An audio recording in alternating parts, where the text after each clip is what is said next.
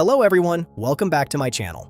Today I'm going to talk about Evil Dead Burn, the newest addition to the Evil Dead franchise. This time, the story follows a widow who spends time with her late husband's family just after his funeral. But as the family members are slowly transformed into Deadites one by one, she must find a way to survive.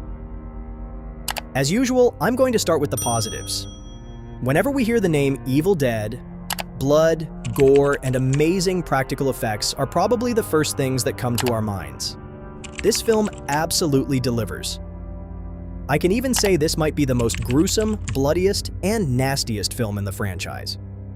From drinking hot candle wax to fingers being cut off, the filmmakers come up with all kinds of brutal ideas to make us as uncomfortable as possible. I can say most of the scenes are genuinely hard to watch. I mean it in the best way possible. The Deadites also look creepy, and to make things worse, they aren't mindless monsters. They possess your loved ones and manipulate your emotions, making the hesitation of the human characters completely understandable.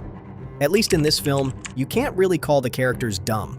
Most of the story takes place inside the family's old house, which is located far away from town. They make great use of this setting too. The house feels worn down, tight rooms and house structure create a claustrophobic atmosphere that adds to the overall tension. Is the horror only about gore? Not really. The film also spends time building tension before delivering its scares. There are several effective jump scares, and the score does a great job of making those moments even more unsettling. I also enjoyed some of the camera work here, especially the spinning camera shots, which are used more than once, give the film a fresh visual style. The burn part of the title also makes sense because there is a lot of fire throughout the movie. What impressed me even more is that they didn't rely on CGI for the fire sequences. Using real fire makes those scenes look much more convincing. Speaking of practical effects, they are also excellent too. The family drama isn't anything we haven't seen before, but it works just well enough. The family is still mourning, and we learn that the widow's husband was abusive. I won't be going into details here.